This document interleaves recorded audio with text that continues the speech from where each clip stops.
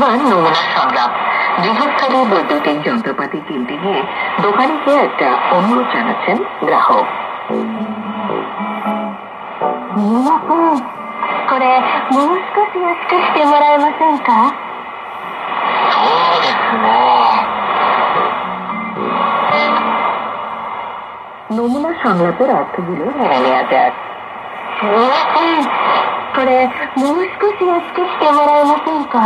মাফ করবেন, এটার দাম আর একটু কমিয়ে দিন না। এই বাক্যে করে মানে হলো এটা, অর্থাৎ এটার দাম, এবং গ্রাহক নির্দিষ্ট একটি পণ্যের দিকে ইঙ্গিত করে দোকানিকে জিজ্ঞেস করছেন। মস্কোশি মানে হচ্ছে আর একটু বা আরো কিছুটা। ইয়াসকুশিতে কথাটি আসলে দাম কমানো বা সস্তা করা, অর্থাৎ ইয়াসকুসুরু ক্রিয়াটির পেরু। দাম দর করার সময় প্রায় মার্জিত ভাষা